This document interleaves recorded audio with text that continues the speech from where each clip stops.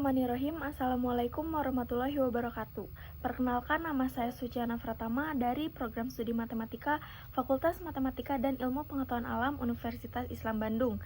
Di sini saya akan menjelaskan penelitian saya yang berjudul Penerapan Model Capital Asset Pricing Model dan Arbitrage Pricing Theory dalam menghitung return saham indeks IDX 30. Dunia investasi pada saat ini berkembang semakin pesat. Banyak di kalangan masyarakat tertarik untuk berinvestasi di pasar modal. Pasar modal merupakan sumber dana bagi perusahaan.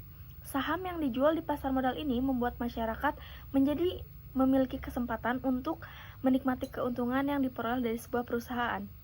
Saham merupakan sebuah instrumen menarik yang bisa dijadikan sarana untuk berinvestasi. Investor berhadapan dengan ketidakpastian dalam berinvestasi. Investor mengambil suatu risiko, maka dia juga akan mengharapkan return yang sebanding dengan risiko yang akan dia ambil juga. Upaya untuk mengurangi risiko yang akan dihadapi oleh investor yaitu dengan melakukan diversifikasi, membuat suatu portofolio. Investor harus mendapatkan cara untuk mendapatkan return yang tidak jauh dari return yang diharapkannya dengan risiko yang sekecil mungkin. Model yang bisa digunakan dalam menghitung expected return diantaranya yaitu model CAPM dan model APT. Model CAPM atau Capital Asset Pricing Model merupakan suatu model yang bisa digunakan untuk menentukan harga dari suatu aset. Model ini didasarkan pada kondisi equilibrium. Tingkat keuntungan yang disyaratkan dalam keadaan equilibrium ini oleh investor pada suatu saham akan dipengaruhi oleh risiko saham tersebut. Model CAPM ini bukanlah satu-satunya untuk menghitung return saham. Salah satu indeks saham yang banyak diminati oleh para investor adalah indeks IDX 30. Indeks IDX 30 merupakan indeks yang mengukur kinerja dari 30 saham yang memiliki likuiditas tinggi dan kapitalisasi pasar yang cukup tinggi.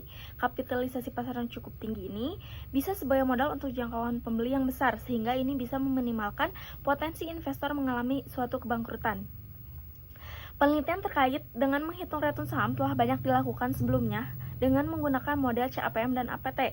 Salah satunya penelitian yang dilakukan oleh Muhammad Irfan Ibrahim, Julia Titalay, dan Tohab Kamanurung, yaitu membahas tentang model mana yang lebih akurat antara CAPM dan APT dalam memprediksi expected saham pada LQ45.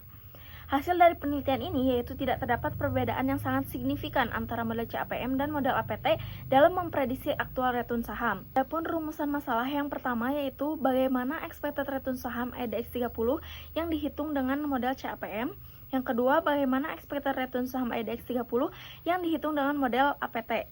Dan yang ketiga, bagaimana rata-rata penyimpangan mean absolute deviation dari kedua model CAPM dan APT dalam menghitung return saham indeks IDX 30 periode Januari 2020 sampai dengan Desember 2021.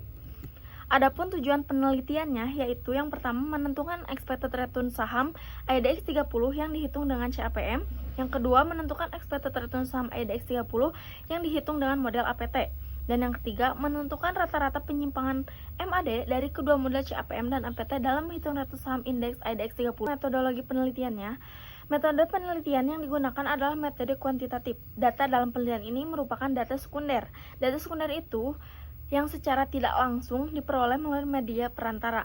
Penelitian ini menggunakan data berupa harga penutupan saham bulanan indeks IDX 30 bersumber dari finance.yahoo.com.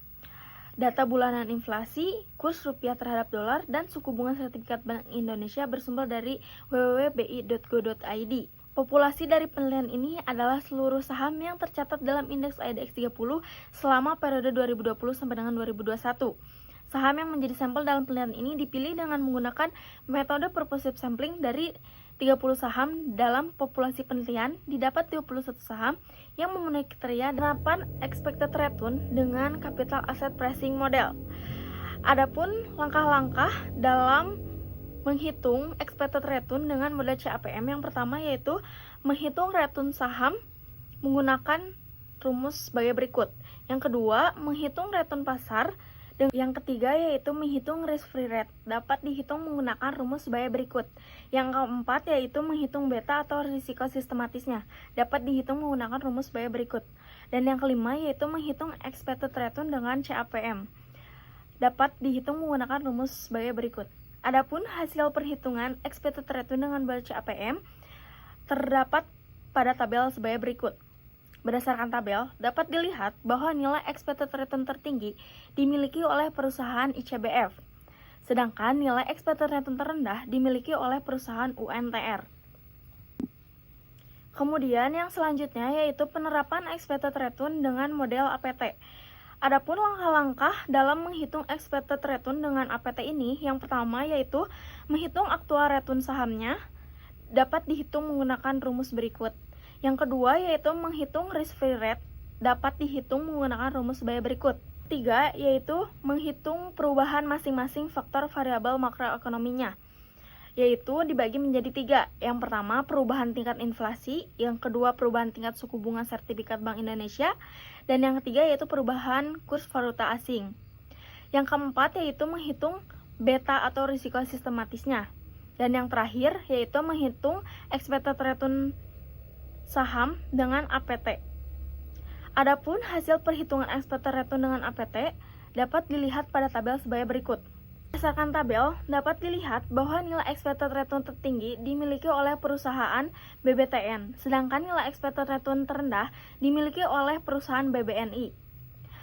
Kemudian yang selanjutnya yaitu perhitungan rata-rata penyimpangan mean absolute deviation dari kedua model CAPM dan APT. Mean absolute deviation ini dapat dihitung menggunakan rumus biaya berikut.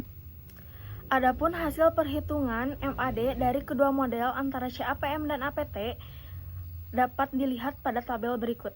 Berdasarkan tabel dapat dilihat bahwa keseluruhan rata-rata nilai MAD CAPM sebesar 0,00955 dan nilai MAD APT sebesar 0,01369. Adapun kesimpulan dari penelitian ini, sekian penjelasan dari saya. Wabillahi taufiq wal hidayah. Wassalamualaikum warahmatullahi wabarakatuh.